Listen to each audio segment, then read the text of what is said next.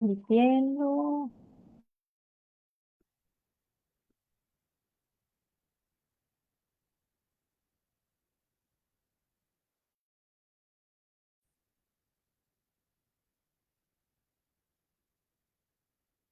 Sí. listo. Ujú. Bueno, saludos, bienvenidos a esta noche acá en nuestro webinar de promo en Eleusis. Hoy tenemos una invitada súper especial.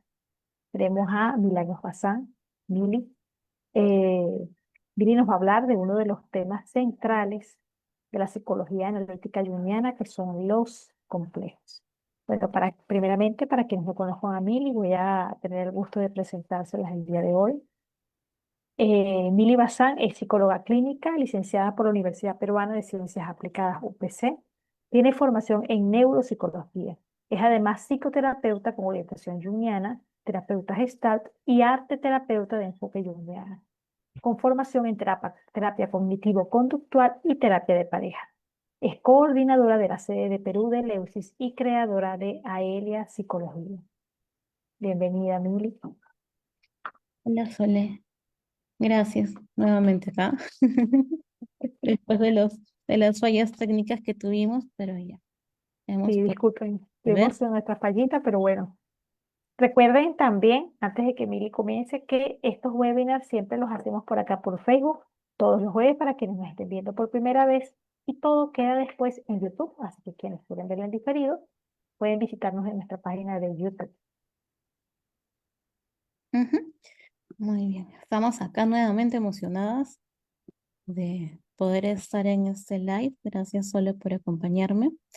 Y bueno, el día de hoy vamos a ver los complejos eh, en la teoría de Carl Gustav Jung, ¿no? Que son estos contenidos inconscientes que gobiernan nuestra vida. Siguiente, Sole, por favor. Entonces, primero vamos a ver que a veces cuando escuchamos la palabra complejo en lenguaje cotidiano, generalmente pensamos en algo negativo. Se utiliza de forma ligera, no moralizante, y a veces decimos, esta persona tiene un complejo de inferioridad, tiene un complejo con su aspecto físico, ojalá pueda superar esos complejos que tiene. En el uso popular, el complejo se va a asociar con inseguridades, con defectos o con algún rasgo que se percibe como debilidad o fragilidad psicológica. Entonces el complejo va a ir apareciendo como algo que se debe de superar, corregirse o hasta eliminarse. Sin embargo, para Jung, el concepto de complejo no es algo anecdótico ni superficial, ¿no? No es simplemente una inseguridad, es más bien una estructura psíquica organizada que va a estar cargada de afecto y que puede operar de manera autónoma dentro de la personalidad. Para aclarar lo que es el afecto, es una reacción emocional muy intensa que se caracteriza por una notable alteración física y también una interrupción en el pensamiento lógico. Por ejemplo, si una persona puede decir lógicamente, mi padre era exigente, sin embargo, cuando está el afecto, el tono va a ir cambiando, su cuerpo podría tensarse, su voz va a cambiar de tono, puede endurecerse, aparece cierta irritación súbita, entonces justamente allí estamos frente al afecto. Y ese afecto nos indica que no estamos solamente ante un recuerdo y ya, ¿no? Un recuerdo pasajero, sino que estamos ante un núcleo vivo. Cuando hay un afecto intenso, el tiempo se comprime. ¿Qué quiere decir? El pasado se siente en el presente. El yo pierde la distancia y la percepción, podríamos decir que también se estrecha un poco o bastante. El afecto es la energía que constela al complejo. Es la energía emocional que hace que algo no sea solo un recuerdo, sino también una herida activa en el presente. Sin embargo, el afecto no es nuestro enemigo, es más bien el mensajero, ¿no? Donde hay un afecto intenso, hay algo psíquicamente significativo, ¿no? Entonces nos va a decir, hey, por si acaso, acá hay algo que revisar, ¿no? Porque ha quedado una herida ahí. Y en sí aquí aparece el verdadero problema. No somos tan conscientes como creemos, ¿sí? Porque gran parte de nuestras decisiones, de nuestras reacciones, de nuestras conductas, de nuestras emociones, los vínculos que hagamos, a veces eh, los conflictos que también tenemos, están organizados en estos complejos. No es que tengamos complejos como quien tiene un rasgo menor, ¿no? En determinados momentos el complejo nos va a tener a nosotros. Y cuando eso ocurre, la percepción, como decíamos, se distorsiona, ¿no? La emoción se va a intensificar y la conducta se rigidiza también. Por eso, comprender en sí el concepto del complejo no es un detalle puramente teórico dentro de la psicología analítica. En realidad es una puerta de entrada para entender cómo el inconsciente en sí gobierna sectores enteros de nuestra vida psíquica. Y hoy vamos a estar explorando precisamente eso, qué es el complejo en sentido técnico, cómo se forma, cómo opera y cuál es su lugar dentro del proceso de individuación y cómo reconocerlo sobre todo. Entonces, hemos visto que no somos conscientes al 100% como creemos, ¿no? La conciencia no gobierna de manera soberana nuestra vida psíquica. Van a existir núcleos inconscientes que organizan nuestra percepción, nuestra interpretación de los hechos y de la vida y nuestras respuestas emocionales. Cuando un complejo se activa, no vemos la realidad tal cual es o como es, sino tal como está configurada por esa constelación afectiva. La emoción precede en este caso a la reflexión. La reacción antecede a la deliberación también. Entonces, en esos momentos no actuamos desde la totalidad de la personalidad, sino más bien desde una parte escindida que ha tomado el control provisional. Comprender los complejos va a implicar también eh, cuestionar la ilusión de autonomía de la conciencia o de autonomía de nuestro propio yo. Siguiente, por favor, Sole. Entonces vamos a ver el origen también de este concepto. Primero vamos a tener los estudios de asociación de palabras. A comienzos en sí del siglo XX, en el hospital de Burgosli, en Zurich, Carl Jung comienza a trabajar con pacientes psiquiátricos bajo la dirección de Bleuler. Y en este contexto, Jung empieza a desarrollar y a experimentar con el test de asociación de palabras. Siguiente, por favor, Sole. ¿En qué consistía? Era un procedimiento más o menos sencillo. El experimentador decía una palabra que era un estímulo, por ejemplo, padre, fracaso, amor, y el paciente debía responder lo primero que se le viniera a la mente, ¿no? Se registraba entonces el tiempo de reacción, las vacilaciones, las repeticiones, las respuestas poco lógicas o extrañas y también los cambios en el tono emocional. En apariencia es un experimento simple, pero Jung comenzó a notar algo inesperado, ¿no? Ante ciertas palabras, algunos pacientes tardaban más en responder, mostraban perturbaciones emocionales, olvidaban la palabra original que se les había mencionado, daban respuestas indirectas o defensivas. Y lo más interesante era que estas alteraciones no eran aleatorias, sino que se repetían alrededor de ciertos temas.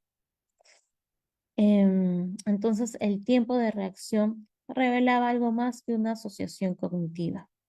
Revelaba en sí la presencia de una carga afectiva inconsciente. No era la palabra en sí la que producía el efecto, era la palabra, era, o mejor dicho, lo que esa palabra tocaba en la psique del sujeto, ¿no? Del evaluado. Ahí, por ejemplo, en la imagen podemos ver una parte de la película de Un método peligroso, donde ahí se encuentra Jung justamente haciendo este tipo de pruebas. Ahí está al lado izquierdo su esposa, ¿no? Bueno, esa parte de la película es muy demostrativa si es que desean ver cómo funcionaba ese método, ¿no? Em, Luego también vamos a ver que ese experimento permitió a Jung el observar que existían estos núcleos psíquicos cargados de afecto que interferían en sí en el funcionamiento consciente, ¿no? Y estos núcleos no se encontraban bajo un control voluntario, no es que yo diga que quiero que salga, ¿no? No es así. Se activaban más bien ante estímulos también muy específicos y alteraban el rendimiento cognitivo. Entonces, vamos a ver que la psique no es homogénea, que está organizada en sistemas parcialmente autónomos. Y esos sistemas son los que Jung llamaría complejos. Luego vamos a ver también un poco sobre el experimento psicogalvánico. Si el test de asociación de palabras fue la puerta, este experimento psicogalvánico ya fue la confirmación. Jung no se confirmó solo con el observar las vacilaciones o los silencios. Quiso saber si aquello que perturbaba la respuesta tenía también una expresión fisiológica. Incorpora entonces el registro de la conductividad eléctrica de la piel, lo que hoy asociamos justamente a mediciones de respuesta emocional. Y lo que él va a encontrar es también profundamente revelador. Cuando una palabra tocaba un contenido emocionalmente significativo en la persona, el cuerpo reaccionaba incluso antes que la conciencia pudiera organizar una explicación, ¿no? La piel podía sudar levemente, la conductividad variaba, el organismo empezaba de una u otra forma a responder primero. Es decir, el complejo ya no solo era una construcción simplemente teórica, sino que ya era un fenómeno vivo. Y el cuerpo de la persona evaluada delataba justamente la activación de algo que la conciencia aún no llegaba a reconocer plenamente. Entonces aquí podemos ver que el inconsciente no es una abstracción meramente metafísica, sino que se llega a manifestar. Y cuando se constela un complejo, no solo cambia el pensamiento, sino que también cambia el tono emocional, cambia mi postura, de pronto me puedo poner más rígida, ¿no?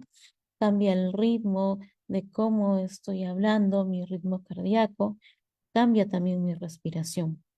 Entonces allí podemos ver cómo Jung empezó a ver todos estos cambios físicos. Luego, siguiente, por favor, Sole. Ujú. No, todavía. Este retrocede uno, por todavía falta. Gracias. Vamos a ver también el descubrimiento de los núcleos afectivos autónomos. Entonces, a partir de estas observaciones, Jung llega a una conclusión muy radical para su época. La conciencia no es el dueño absoluto del aparato psíquico y no está ahí al 100%, no todo el tiempo. Existen también en el interior de la personalidad agrupaciones organizadas alrededor de experiencias afectivas significativas. Estas agrupaciones tienen una memoria propia, tienen un tono emocional propio, tienen tendencia a activarse ante ciertos estímulos y poseen también una relativa autonomía.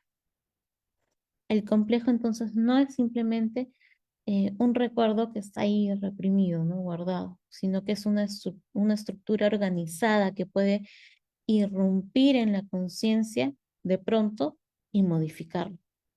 Y cuando un complejo se activa, la persona no es que deje de ser ella misma, pero sí deja de actuar desde su totalidad o incluso desde su propio yo, ¿no? Actúa desde eh, una parte que es una parte cargada por el afecto, una parte que va a teñir también su percepción. Por eso Jung hablaba de esta autonomía relativa, ¿no? De los complejos. No son personalidades independientes, no es que andemos con 5 personalidades más y nosotros, ¿no? Pero sí son centros psíquicos que poseen un cierto dinamismo propio. Y esto introduce también una visión plural de la psique. La personalidad no es un bloque tal cual uniforme, ¿no? Sino es más bien más dinámica, es un campo de fuerzas. El descubrimiento de los complejos no fue simplemente un hallazgo experimental y ya.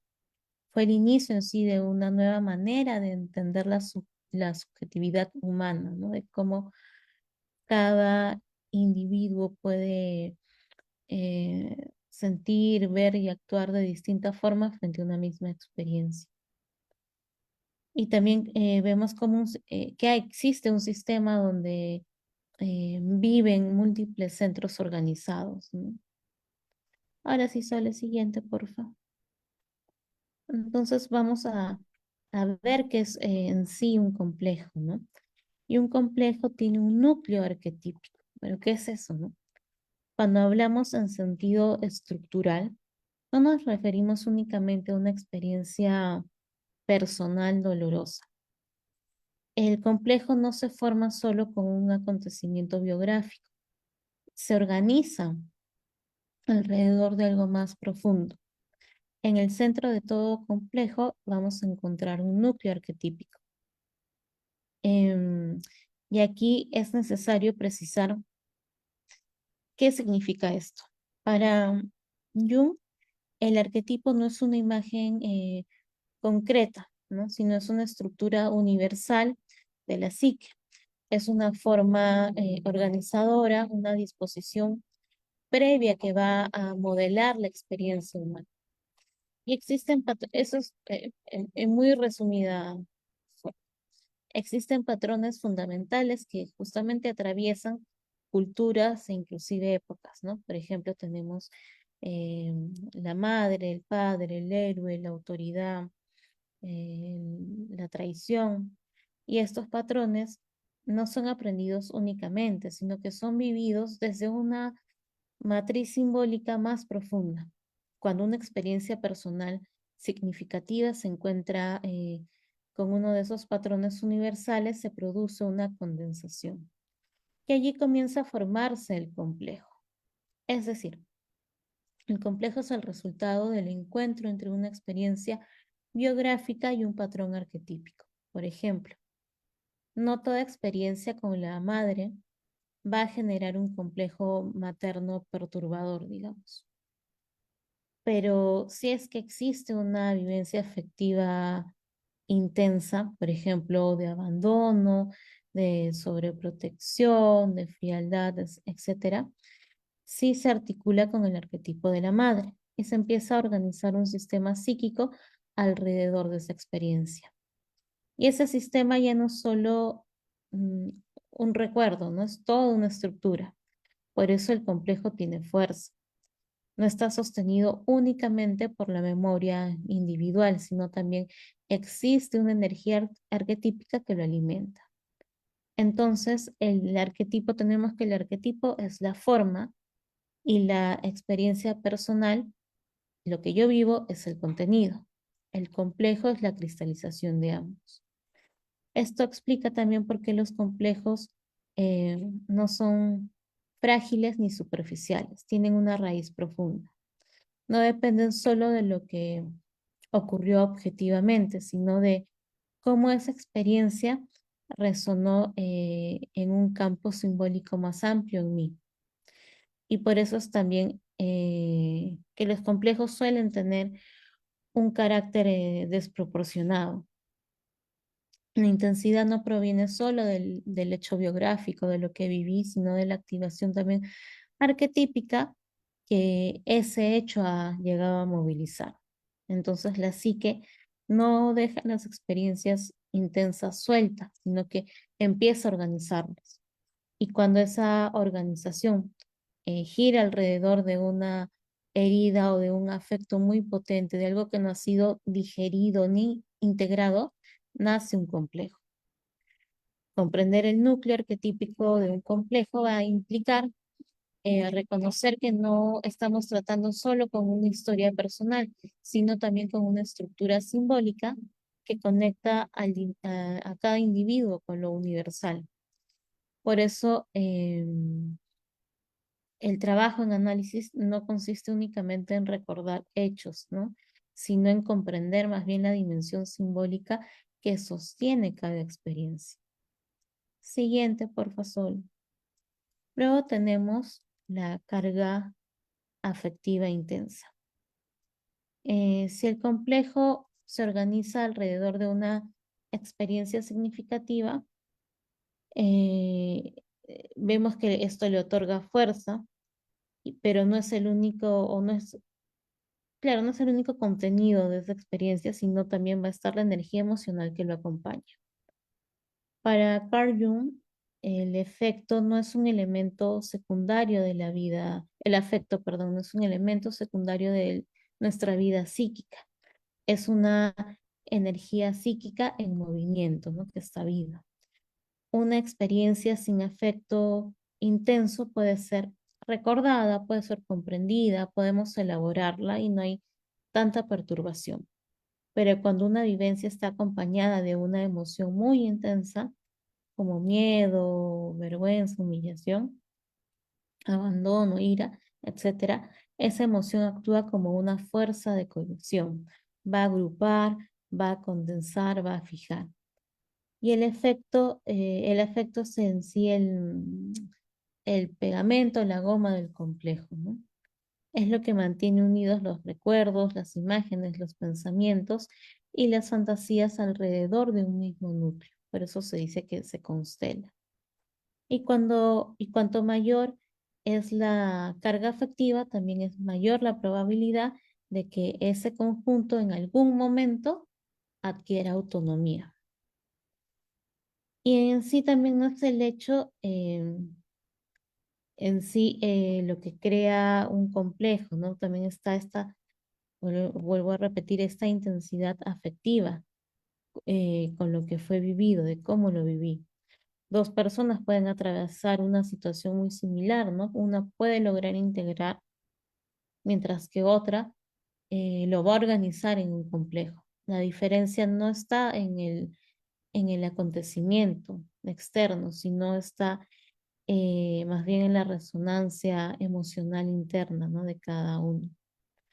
Cuando un complejo se activa, lo primero que aparece no va a ser una idea racional de, uy, si estoy viviendo un complejo, ay, esto es tal cosa, ¿no? Debo parar ahí, las emociones están a flor de piel. No, no aparece esa idea racional. Lo que aparece en sí es la emoción y la emoción desproporcionada, ¿no? Y es repentina, es abrupta y a veces inexplicable. La emoción antecede a la explicación. Y eso es clave en sí para nuestro trabajo también de desarrollo o el propio análisis, porque el complejo se manifiesta primero como un afecto y solo después como narrativa.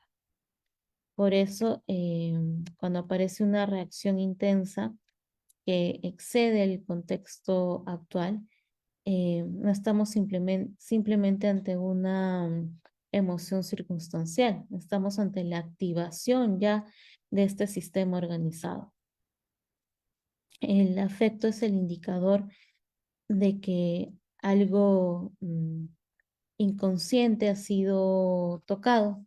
Y cuando ese afecto es persistente, eh, rígido, podemos decir, desmedido también, probablemente estemos frente a un complejo que se está constelando. Y en sí también, como para aclarar, el complejo no depende tanto de que la emoción a veces sea negativa o positiva, porque sabemos que las emociones no son ni negativas ni positivas, solo son emociones, solo que a veces las asociamos así. En realidad de lo que va a depender es de si esta emoción está muy rígida, si es que no se ha integrado y organizado esta experiencia, ¿no?, que se está viviendo. La emoción sana es flexible, ¿no? Y el complejo más bien va a ser rígido. Sin carga afectiva no hay complejo, hay un recuerdo nada más. Con la carga afectiva intensa y no elaborada, hay una organización psíquica. Y cuando esta organización psíquica se vuelve muy rígida y autónoma, el individuo comienza a reaccionar no desde donde siempre, desde su yo, desde su conciencia o su totalidad, sino desde ese núcleo afectivamente cargado. Siguiente, Sole.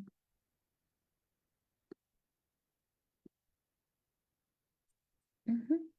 Gracias. Entonces luego tenemos la autonomía relativa. Bien, entonces uno de los aportes más originales que también tiene Jung es afirmar que los complejos poseen una autonomía relativa. ¿Qué significa eso? Significa que el complejo no depende completamente de la voluntad consciente. No se activa cuando el yo decide, ¿no?, que se active. No se desactiva tampoco cuando el yo lo ordena. Tiene un dinamismo propio. Por eso es importante subrayar que no es una personalidad independiente y tampoco es una entidad separada. Es una parte escindida del sistema psíquico que ha adquirido suficiente cohesión y energía psíquica como para comportarse como si tuviera una voluntad propia. Cuando un complejo se constela, el yo pierde centralidad, pierde el foco.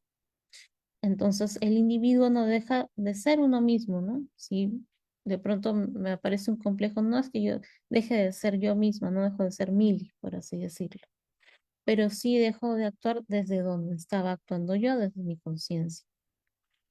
Y actúo desde una parte dominante, ¿no? Y esa parte dominante va a tener la interpretación de los hechos, de cómo yo veo los hechos, de mi tono emocional y también de mi respuesta conductual, cómo yo voy a dirigirme a los otros, cómo voy a comportarme.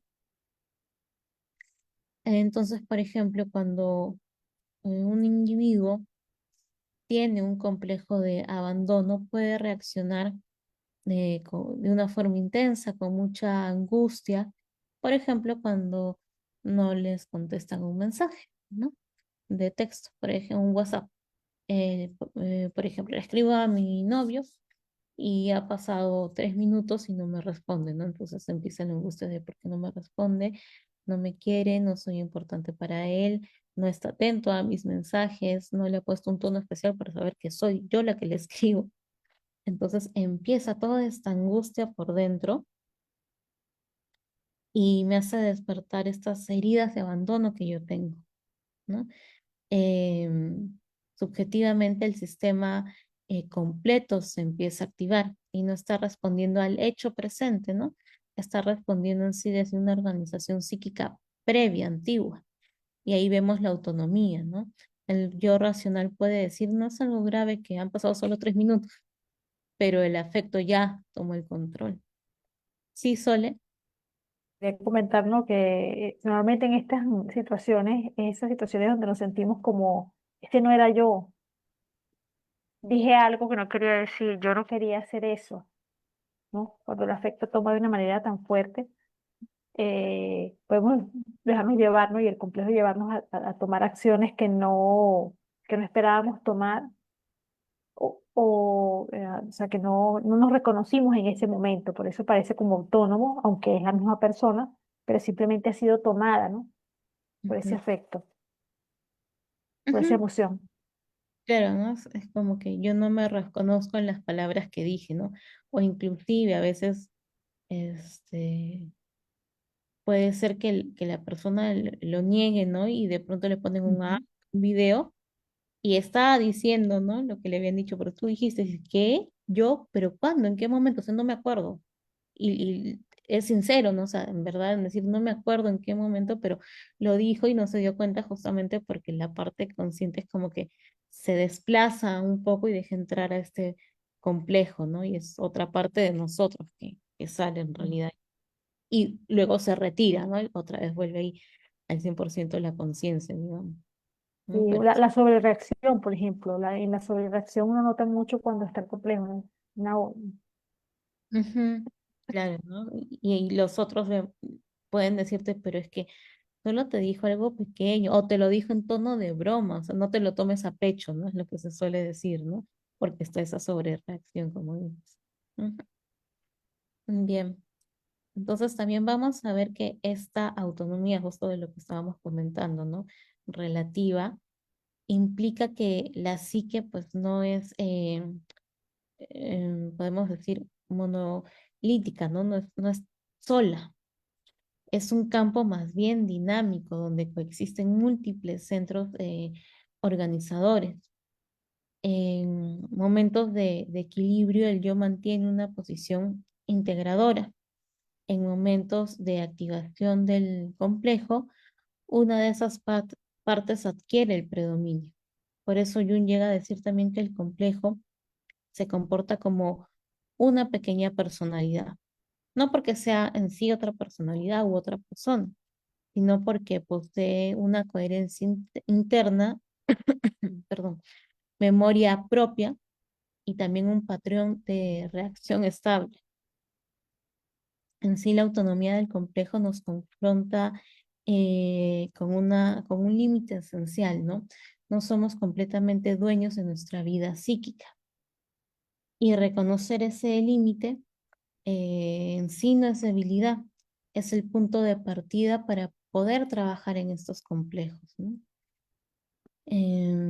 También en este libro de Murray Stein, de Mapa de la psique. El mapa de la psique, vamos a poder ver, y él lo explica muy bien, ¿no? Tiene un capítulo sobre los complejos que lo explica 100 veces mejor que yo, obviamente, y es muy esclarecedor, ¿no? Pero sobre todo, em, al ver ese título, ¿no? El mapa de la psique, ya nos dice, ¿no? Que no es solo nuestra conciencia la que está ahí viviendo, ¿no? En esta psique, no solo la psique, sino que se divide en varias partes, ¿no? Él justamente hace un símil con el universo, ¿no? Dice que hay planetas, hay estrellas y está el sol, que sería nuestra conciencia, ¿no? Entonces, allí también si les da curiosidad pueden ir leyendo ese libro y ver, ¿no? Las otras partes de la psique que seguramente ya en otros webinars iremos desarrollando, ¿no? Hay una pregunta, Mili. Por acá comenta Carlos Torín, dice, la carga afectiva intensa, por eso los niños pueden olvidar eventos, pero no el amor que reciben. Todo aquello que tiene una carga efectiva queda grabado en el alma. Y luego pregunta, ¿qué mecanismos neurobiológicos o simbólicos crees que usa la psique para no dejar ir estas cargas? Ujú. Justamente eso lo vamos a ver más adelante. Sí, entonces no me adelanto, ahí va a estar la respuesta más adelantito, pero sí, efectivamente, pues la psique va a guardar todo este afecto, ¿no? Eh, y sobre todo es cuando se puede integrar que pasa como que normal, ¿no? O sea, lo integramos, sucedió el hecho, vimos qué pasó, pasó normal la experiencia y no se queda y quizás podemos hasta olvidarla, ¿no? Porque la procesamos bien, la ordenamos, está ahí. Pero cuando no, como decía, la psique empieza a ordenar, ¿no? Y empieza a estructurar. Y ahí es cuando se va formando este complejo y va apareciendo cada vez que otra vez un afecto similar aparezca o una experiencia similar lo detone, ¿no? Apriete justo ese botón y pum, ahí aparece. Entonces ahora tenemos, siguiente, porfa, Sole, la capacidad de posesión psíquica. Entonces, vamos a ver que si el complejo en sí posee, como había dicho, esta autonomía relativa, en determinados momentos puede ir más allá y ejercer lo que Jung denominó una forma de posesión psíquica. Y este término a veces puede sonar un poco así exagerado, a misterio, sobrenatural, pero realmente lo que se quería referir es a una experiencia psicológica concreta, la sensación de que algo dentro de nosotros toma el control, ¿no? Cuando un complejo se constela con suficiente intensidad, el yo pierde su posición central organizadora. Entonces, ¿qué le pasa al individuo? Va a reaccionar de manera automática. Dice cosas que luego no reconoce como propias, ¿no? Como habíamos estado mencionando con Sole. Actúa impulsivamente, siente que no fue eh, ella misma, ¿no? Quien actuó. Y después pueden aparecer ciertas frases, ¿no? Que son las más comunes de no sé qué me pasó, esa persona no era yo, se me fue de las manos, no quise hacerlo, ¿no? Em, y justamente en la autonomía relativa, el complejo influye. En la posesión psíquica, el complejo domina provisionalmente. El yo no va a desaparecer, la conciencia no va a desaparecer, pero sí va a quedar de cierta forma eclipsada por un momento. Y eso sí va a tener consecuencias quizás profundas, ¿no? Mi percepción se va a distorsionar completamente, mi interpretación de los hechos va a quedar muy inflexible, la conducta va a perder también flexibilidad, no va a responder al hecho presente, sino va a reaccionar desde ese pasado organizado, que es un pasado que se ha ido como que sumando, sumando y repitiendo varias veces, si esto está bien cargado. Por ejemplo, una persona con complejo de poder puede sentirse cuestionado frente a una mínima discrepancia, ¿no? Y en vez de buscar un diálogo asertivo, reacciona posiblemente con ira, en una ira desproporcionada, con necesidad de imponerse frente al otro o descalificando al otro. Y en ese momento no está evaluando objetivamente en sí la situación de lo que pasó, ¿no? Está defendiendo la estructura compleja. La emoción no solo aparece, sino que también gobierna. En términos más profundos, también la posesión psíquica nos recuerda que el yo no es el centro absoluto de la psique, ¿sí? Están estas fuerzas inconscientes que pueden desbordarlo. El trabajo en sí, justamente de la psicología analítica, no consiste en eliminar los complejos, sino en ampliar la conciencia lo suficiente para que el yo pueda reconocer cuando está siendo tomado por ellos, ¿no? La conciencia no busca eliminar el complejo, pero sí va a ayudar quizás a disminuir su capacidad de posesión del complejo, ¿no?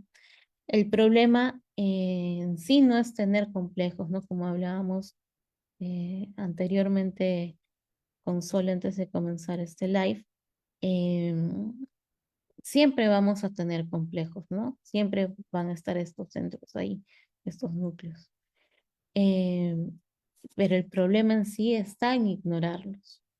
porque aquello que no reconocemos en nosotros eh, tiende a gobernarlos. Si no los conocemos, no vamos a saber cómo manejarlos. Siguiente, Sole, por. Bien, entonces hasta ahora hemos definido el complejo estructuralmente. Pero también lo hemos visto también algo como que abstracto y ahora vamos a tratar de aterrizarlo un poco. Entonces, ¿cómo se detecta un complejo en una persona? Es lo que vamos a ver. No se detecta por una etiqueta, sino más bien se detecta por una constelación de señales. El complejo no aparece diciendo, aquí estoy, analízame por favor, o yo soy un complejo. No, no lo vamos a ver así. Más bien aparece encarnado en reacciones, como dijimos, desproporcionadas. Historias que se repiten con distintos personajes, ¿no? Ese famoso he tropezado con la misma piedra. Emociones que desbordan el contexto actual, ¿no? Que fue una cosa pequeña, pero yo lo hice ver como si fuera una guerra. Y también con narrativas rígidas que no admiten matices. Se escucha la intensidad con que se dice, el afecto es la brújula, y cuando la emoción supera el hecho, estamos probablemente ante a un complejo constelado. Siguiente, por favor. Entonces vamos a ver también cuáles son esas señales claras, ¿no? Tenemos uno, la repetición temática.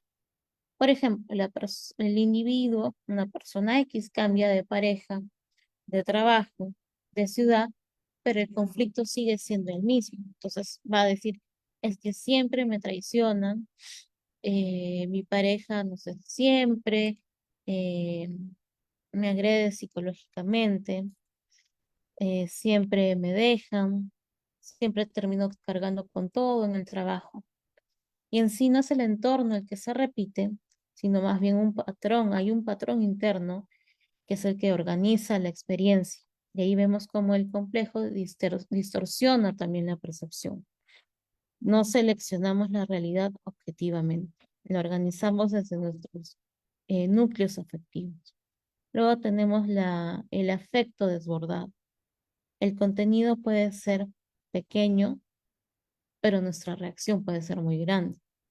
Un comentario leve se va a vivir como una humillación muy profunda. Una demora mínima, ¿no? Estoy esperando a alguien y se demora, no sé, 10 minutos, lo puedo vivir como un abandono devastador. Y ese afecto va a indicar que algo más antiguo se activó. El presente va a ser el disparador. El complejo en sí va a ser la fuente de energía. Luego tenemos la rigidez narrativa, que es eso. La persona cuenta una historia siempre igual. No hay ambivalencias, no hay matices, no hay zonas grises, todo es blanco-negro. El relato es cerrado. Cuando se intenta introducir otra perspectiva, aparece una resistencia de inmediato. Y esa rigidez suele indicar que la narrativa protege un núcleo afectivo. El complejo en sí va a necesitar una coherencia interna para poder sostenerse. Por ejemplo, una persona em, nos puede decir que siempre tiene un problema, un conflicto con una figura de autoridad. Entonces nos habla de que tiene un supervisor controlador, que tiene un gerente que es incompetente, que tiene una jefa que es injusta totalmente solo con él. Entonces va a mostrar un relato lineal, coherente y sin fisuras. ¿No? Va a decir siempre, en todos los trabajos que he tenido, siempre me tocan todos estos jefes abusivos, ¿no? Yo hago bien mi trabajo, pero no les gusta que yo resalte. El problema no soy yo, es que no toleran que yo piense distinto, ¿no? Y cuando le preguntamos con cuidado si ha habido alguna situación donde la autoridad haya sido injusta eh, justa con él, o que quizás eh, do- esta persona se ha cerrado un poco, ¿no? La respuesta va a ser inmediata y va a ser una y va a ser firme. No, va a ser un no. Siempre es lo mismo. Yo no tengo problemas con la autoridad. Ellos son los que tienen el problema conmigo. Ahí no hay duda, no hay ambivalencia, no hay posibilidad de que la experiencia sea otra, ¿no? Va a ser un relato cerrado. Entonces, ¿qué está ocurriendo aquí? No se trata de decir si los jefes en sí, por ejemplo, eran buenos o malos, no se trata de ver eso, sino lo que llama la atención es esa rigidez estructural del discurso, ¿no? La persona no puede integrar que quizás hubo jefes distintos, que pudo haber conflictos bidireccionales, que su propia actitud pudo quizás influir un poco. Entonces, esa narrativa va a estar protegiendo algo, ¿no? Y si comenzara quizás a admitir matices, tal vez emergería un afecto más antiguo, ¿no? De humillación, de impotencia, rabia, etcétera, frente a una figura paterna crítica, quizás. Es un ejemplo. La coherencia rígida del relato va a mantener protegido este núcleo afectivo. El complejo necesita tener esa historia muy estable para poder sostener su propia identidad interna. Si el relato se empieza a flexibilizar, el núcleo empieza a quedar expuesto. Entonces, la rigidez narrativa no es una obstinación, sino más bien es una defensa estructural, donde no hay matices. Probablemente hay un afecto que todavía no puede ser tolerado. Siguiente, por favor. Luego tenemos los mecanismos de defensa o defensivos. El complejo no solo tiene esta carga emocional, también genera defensas para proteger su núcleo. Algunos mecanismos frecuentes, o que podemos ver, por ejemplo, es la proyección. Lo que no reconozco en mí, lo veo en el otro, ¿no? La otra persona es muy chismosa, habla de todo el mundo, ¿no? Yo no sé por qué es así, si ella es así, ya está, ¿no? Entonces yo no veo que yo soy la que paro criticando, sino que los demás critican. Está la racionalización. Justifico reacciones desproporcionadas. Está la negación, que va a ser minimizar el afecto, ¿no? La intensidad afectiva. Y por último, también podemos encontrar la identificación rígida, que es esa famosa frase de, ¿sabes qué? Yo soy así y punto, y no voy a cambiar. El complejo tiende a perpetuarse. Y para perpetuarse necesita que el yo no lo cuestione. Por eso la defensa no es el enemigo, es el guardián de ese núcleo herido. Siguiente, por favor.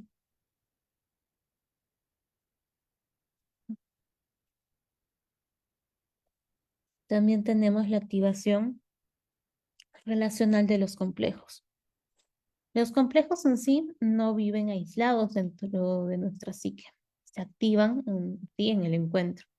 Un complejo puede permanecer latente durante mucho tiempo, ¿no? Estar ahí como que dormido.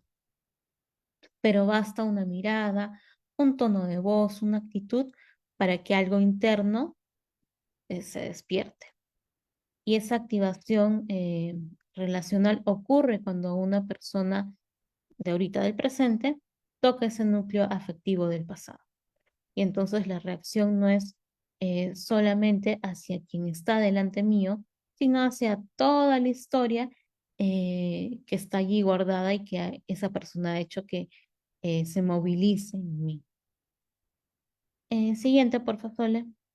Entonces, ¿cómo se reconoce? ¿Cómo lo reconocemos?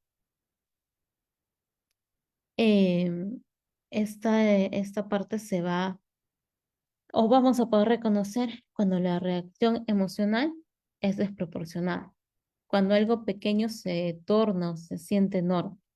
Hay una repetición también de patrones en distintas relaciones. Aparece una certeza rígida sobre el otro, sobre la otra persona. El cuerpo responde antes que el pensamiento. Por ejemplo, si alguien hace una observación simple, pero tú sientes una vergüenza profunda o una rabia intensa, puede ahí estar el complejo, ¿no? Cuando la pareja, por ejemplo, tarda en responder y emerge una angustia, un sentimiento de abandono, también puede estar ahí ese complejo activándose. Cuando el jefe, ¿no?, nos corrige un detalle y aparece una sensación de humillación o de miedo, también puede ser otro detonante para que el complejo eh, se cargue efectivamente y aparezca, ¿no? Entonces tenemos la repetición como señal, ¿no? Cuando distintos rostros, cuando distintas personas también generan la misma reacción en nosotros, no estamos ante una casualidad. Si diferentes parejas terminan siendo iguales, si distintas autoridades siempre resultan ser injustas, si mis amistades siempre me decepcionan, es posible que no estemos reaccionando hacia esas personas, sino ante un complejo que busca afirmarse o confirmarse, mejor dicho. La psique tiende a recrear lo conocido incluso cuando duele, y no porque quiera sufrir, sino porque lo conocido ofrece identidad también. Pero ¿qué es lo que realmente sucede? En la activación relacional, el otro no es visto como tal, como es, ¿no? Es percibido a través de este filtro del complejo. No se trata de que la persona actual no tenga quizás sí esos rasgos reales que quizás sí, pues mi jefe en un momento sí fue un poco injusto, ¿no? Pero en realidad nosotros estamos amplificando un montón esos rasgos y los distorsionamos o los interpretamos también según esa memoria afectiva antigua. Entonces, el pasado acá no va a aparecer como solo un recuerdo, sino que aparece como una reacción. La activación relacional no es un error del sistema psíquico, es un intento de la psique por resolver algo pendiente. Cada vez que el vínculo nos mueve de forma intensa, no solo estamos frente al otro, estamos frente a nuestra historia. Es más, el otro queda psíquicamente relegado, digamos, ¿no? Y lo que salta al frente es nuestra historia que vamos cargando. No vemos a las personas únicamente como son realmente también, sino como nuestra historia nos permite verlas y como nuestra historia nos permite ver los hechos y las vivencias que estamos pasando. Cuando logramos reconocer esa activación, el vínculo deja de ser repetición inconsciente y se convierte en realidad en una posibilidad de transformación. Entonces, el síntoma no es el enemigo, es el lenguaje del complejo. Por ejemplo, la ansiedad, la celotipia, la irritabilidad, la inhibición, etcétera, no son el núcleo, son señales. Si solo eliminamos el síntoma, el complejo buscará otra vía de expresión. Por eso decimos que no vamos a ir a eliminarlo, no vamos a ir a por él. El trabajo no es silenciar la manifestación, es acercarnos al núcleo afectivo que organiza la repetición, porque aquello que podemos volverlo consciente pierde su poder de posesión. Sí, Sole. Lili, hay unas preguntas en el chat. Eh, Pregunta por aquí Mel. Ina dice, ¿de qué depende qué tipo de complejo se va a desarrollar o por qué se desarrolla de tal manera? Por ejemplo, los hijos de padres narcisistas suelen tener TPL, casos psicópatas borderline. ¿Cómo pueden afectar este tipo de progenitores a un niño neurodivergente? ¿Cómo era la pregunta? Voy a cargar mi laptop. Pregunta, ¿de qué depende qué tipo de complejo se va a desarrollar o por qué Mm, se desarrolla de tal manera? Entonces, bueno, le voy a poner algunos ejemplos. Dice, Si es hijo de padres narcisistas, suele ser TPL o psicópata borderline. Entonces, ¿cómo afectan estos progenitores a niños neurodivergentes? Ujú. Sí, justamente en realidad cada persona va a, según este afecto del que estamos hablando, va a transformarlo en complejo o no. Ay, me permiten, me voy a mover para poder enchufar la lámpara. Déjale tranquila, Mili. Sí, es Em, mucho, es como será la experiencia, ¿no? Entonces, por lo Ujú. menos que a veces uno ve dos hermanos con un mismo papá y una misma mamá y una misma experiencia y un niño desarrolla un tipo de afecto y un tipo de complejo ante esa experiencia y el otro desarrolla otro tipo de afecto, otro tipo de complejo ante la misma experiencia. Ujú, claro, ¿no? Es como eh, cuánto ese afecto lo hemos visto primero una y otra vez, ¿no? Y si es que lo hemos podido integrar o no. Pasó cierta experiencia, la integro, no se convierte en un complejo. Pasa normal, la viví, la integré, aprendí de ella, saqué herramientas, etcétera. Si yo no la integro, la psique va a empezar a organizar, ¿no? Y va a decir, ah, está pasando una experiencia similar, otra vez la pongo acá. Otra vez es una experiencia similar, la vuelvo a poner en este complejo, digamos, ¿no? Y ahí es cuando empieza a llenarse de toda esta energía, de todas estas emociones y del propio afecto, ¿no? Entonces, en sí cada persona, como bien dice Sole, pueden ser hermanos, pueden vivir la misma experiencia, tener la misma crianza, inclusive ser gemelos, y lo van a resolver internamente distinto, ¿no? Entonces, allí sí va a depender también un poco de nuestra propia estructura psíquica, ¿no? Algunos tenemos ciertos tipos de herramientas psicológicas, otros tenemos o desarrollamos otro tipo de herramientas psicológicas de forma más fácil, ¿no? Entonces, acá en realidad, más allá del trastorno, es ver si podemos ir integrando todos estos hechos, ¿no? De a pocos, ¿no? Porque no somos, digamos, dioses para integrar todo lo que la vida nos trae, ¿no? O cada experiencia. Pero sí ya desde una etapa más madura, más consciente, y conociendo qué es lo que ha ido ocurriendo, que ha ido constelando todo esto, podemos ir construyendo estas herramientas, ¿no? Para poder como que desactivar a ese complejo o entenderlo y una vez que lo entiendo también sé cómo funciona, qué quiere, con qué se activa, con qué no se activa, ¿no? Entonces es mucho más manejable. ¿No? Y sí, bueno, como decía en la pregunta, ¿no? Con las personas con TLP, sí, no está al 100%, digamos, teorizado, pero sí hay, se sabe, ¿no? Que hay experiencias tempranas, desde la temprana edad, que van ahí sumándose, ¿no? Y se genera o hace que esta puerta del TLP como que se abra más, ¿no? Y las personas estén más em, dentro de este espectro, ¿no? Del TLP. Ujú. Entonces, continuamos con los complejos y el proceso de individuación. Entonces, si hemos entendido algo hasta aquí, es que el complejo en sí no es un error del sistema psíquico, no es una falla que debe extirparse. Desde la perspectiva de Jung, el complejo en sí es una parte eh, que va a constituir la psique, esa energía organizada alrededor de una experiencia significativa. Y por eso el objetivo no es eliminarlo, sino como bien lo dice Jung, es poderlo integrar.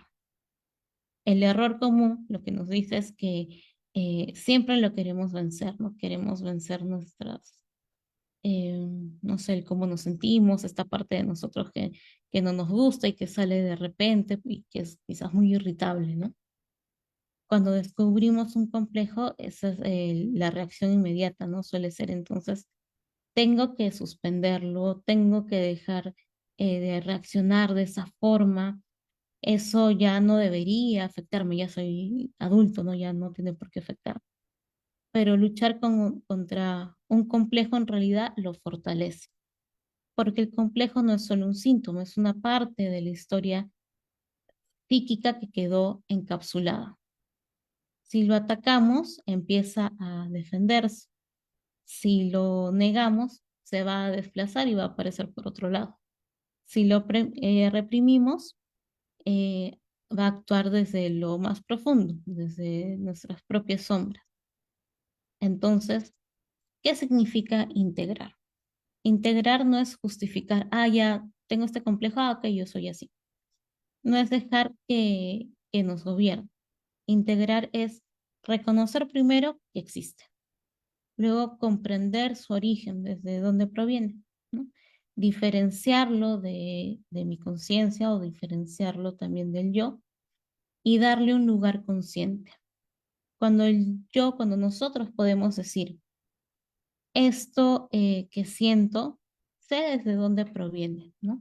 Quizás este abandono que estoy sintiendo ahorita, sé desde dónde proviene, ¿no? Porque tuve, no sé, una madre emocionalmente nula, que no estuvo, ¿no? O sea, estaba presente, pero emocional no me dio mucho cariño, emocionalmente hablando.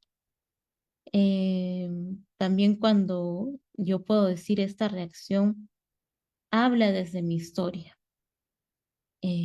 Cuando tengo ya esos pensamientos, eh, mi yo ya no está poseído por ese complejo, ¿no? Sino más bien va a haber un diálogo con él. Luego también tenemos la relación con la sombra. Muchos complejos contienen aspectos que no encajan con la imagen que tenemos de nosotros mismos. La rabia, la dependencia, celos, envidia, vulnerabilidad, etcétera. Si nuestra identidad consciente dice, yo no soy así, esas partes van a ir quedando relegadas en la sombra, o sea, van como que las metemos debajo de la alfombra, ¿sí? La sombra no es maldad, es lo que el yo no reconoce y no quiere reconocer como propio. Cuando el complejo se activa, muchas veces lo que emerge va a ser todos estos contenidos que están en sombra. Y el trabajo de individuación justamente implica ampliar nuestra conciencia para incluir estos contenidos sin que se fragmenten. Luego tenemos la función compensatoria del inconsciente. El inconsciente no actúa al azar, tiene una función en sí compensatoria. Si el yo empieza a volver rígido, digamos, em, a ver, si el yo si se empieza a rigidizar, el inconsciente va a responder con síntomas. Si el yo se identifica quizás con fortaleza permanente, el inconsciente nos va a traer fragilidad. Si nuestro yo niega la dependencia, el complejo la dramatiza en los vínculos, por ejemplo. Entonces, el complejo muchas veces señala un desequilibrio. No viene a destruir la personalidad, viene más bien a ampliarla. Es una forma de autorregulación psíquica. Cuando un complejo se vuelve consciente, la repetición va a perder fuerza. La reacción va a ganar matices, ya no es blanco y negro. Vamos a ver grises y toda una gama de colores que antes no veía. El otro deja de ser el enemigo o el salvador. Lo voy a ver más como es esa persona, ¿no? Tal cual. La energía queda disponible también para la creatividad. Y lo que antes era compulsión se transforma en conciencia. Y eso en sí es la individuación, ¿no? No volverse perfecto, sino volverse más completo, más entero. Y no se trata de vencer al complejo, como digo, sino de poder dialogar con él, ¿no? Porque el complejo no es un invasor externo, ¿no? No es el enemigo. Es una parte de nuestra propia historia que busca ser reconocida. Y cuando esa parte encuentra palabras, ya no necesita gritar a todo pulmón, ¿no? Ya puede establecer un diálogo. Siguiente, por favor. Y ya para ir cerrando, si miramos el recorrido completo, podemos decir algo esencial de lo que hemos visto. Los complejos no son anomalías, son estructuras psíquicas organizadas alrededor de experiencias cargadas de afecto. Se forman cuando algo nos impacta profundamente y se activan con el presente, ¿no? Cuando el presente toca esta memoria emocional. Se manifiestan en repeticiones, en reacciones intensas y en rigidez narrativa. Se despliegan también especialmente en los vínculos, ¿no? De cómo me vinculo con los otros. Y no buscan destruirnos, sino más bien ser reconocidos, ¿no? El complejo no es el enemigo del yo, es energía psíquica que quedó parcialmente autónoma. Y cuanto más la negamos, más va a actuar también desde la propia sombra, ¿no? Y si lo dejamos ahí oculto, en un momento no vamos a saber reconocerlo. Pero cuando lo miramos, cuando podemos decir, esto que estoy sintiendo no es solo de ahorita, no es lo que me dijo ahorita esta persona, Juanito, no es lo que me dijo Juanito, es algo mucho más profundo y mucho más histórico en mí, ¿no? Y ahí empiezan a cambiar las cosas y voy siendo más consciente de lo que me pasó en mi historia, en mi biografía personal. El yo entonces va a dejar de estar poseído por los complejos y empieza más bien a entablar una relación. Y esa relación es el inicio también de la individuación, porque el proceso de individuación no consiste solamente en volverse impecable, ¿no? Consiste en volverse más consciente, más completo, más amplio, más capaz de sostener sí, más capaz de sostener nuestras propias contradicciones, más capaz de dialogar con lo que antes mm, nos gobernaba de pronto, ¿no? Un complejo integrado no es que desaparezca, ¿no? Se va a transformar en conocimiento de uno mismo. La energía que antes se gastaba en repetir queda ya disponible para otras cosas, como para la creatividad o creación. Y entonces podemos quizás formular una pregunta final, no como una acusación, no como un juicio, sino como una invitación interior, ¿no? ¿Qué parte de tu vida estás viviendo tú? ¿En qué y cuál está viviendo tu complejo? ¿En qué decisiones realmente tienes libertad? ¿En qué reacciones hay una historia no resuelta? ¿Y en qué vínculos estás eligiendo quizás? ¿Y cuáles son esos vínculos que estás repitiendo? No para culparnos, no echarnos en la culpa, sino más bien para ampliar nuestra conciencia, porque cada vez que reconocemos un complejo en acción, no nos debilitamos, nos volvemos más dueños de nuestra propia vida. Y quizá podemos cerrar con una última idea, ¿no? No se trata de erradicar nuestras heridas, se trata más bien de integrarlas en una identidad más amplia, porque al final individuarse no es dejar de tener complejos, ¿no? Es decir, es dejar, mejor dicho, de ser gobernados por ellos, ¿no? Y tener como que el foco puesto más en nuestra conciencia. Gracias. Bellísimo, Mili, me encantó. Bueno, tienes en el chat, hay algunas felicitaciones, de verdad, una ponencia hermosísima, muy clara. Sé que los complejos son un tema bastante, bastante complicado, ¿no? Amplio, y lo has tratado de manera excelente. Gracias, Sole. Te están felicitando en los comentarios. Bueno, quedó un comentario por allí que nos hizo Ana Abad. Dice, ella reconoce, ¿no? Dice, he observado en mí que cuando alguien que me importa me hace una crítica, lo vivo como si fuera lo peor que me ha pasado. Me siento en este momento profundamente triste. ¿Cómo pudiera llevar a la conciencia y poder vivir, y así poder vivir ese tipo de experiencia de manera diferente? Ujú. O sea, lo primero es reconocer, ¿no? Que ahí está que hay un complejo, ¿no? Que ya sabemos Ujú. que es una persona importante que nos dice algo y de pronto hay una sobrereacción, ¿no? En este caso es tristeza. Entonces ya sabemos que allí cuál es el afecto también, ¿no? Y qué es lo que me ocurre. ¿Qué te ocurriría en el cuerpo? De pronto, no sé, puedes ver algunas señales corporales, ¿no? De repente sudoración en las manos, a veces dolor de cabeza, el propio llanto, ¿no? Podemos ver ahí. Luego es ver en qué ocasiones, qué personas importantes me han hecho sentir así, ¿no? Ir retrocediendo en nuestra propia historia, ¿no? No sé, de pronto en el colegio, un profesor, ¿no?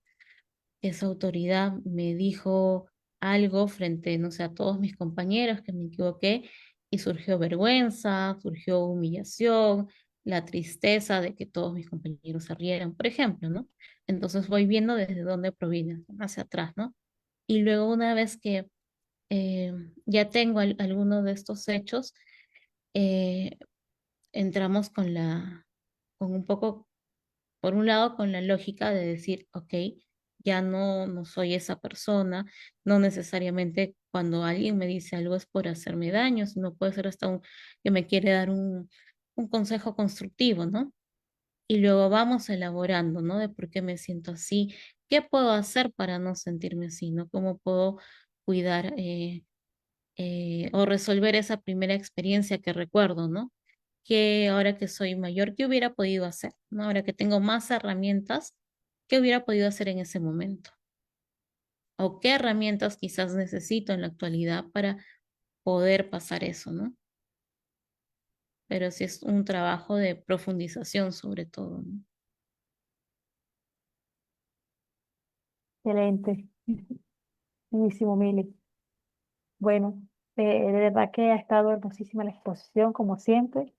Gracias, Mili. Y bueno, ya se nos ha ido la hora y bueno, nos despedimos agradeciéndote eh, por tu exposición aquí en el Eleusis. Recordarles siempre a los compañeros que nos están viendo que todos los jueves estaremos a las 6 p.m. Perú, 7 p.m. Venezuela, por acá en nuestros webinars, teniendo distintos temas sobre la psicología analítica junguiana. No sin antes recordarles, por cierto, que se están abriendo círculos de estudios de cada uno de los países en el EUTI. Va a haber un círculo de estudios Venezuela, círculo de estudios Perú, en México, y se están promocionando en cada uno de los círculos de estudios pequeñas formaciones en torno a la psicología analítica de Carl Gustav Jung.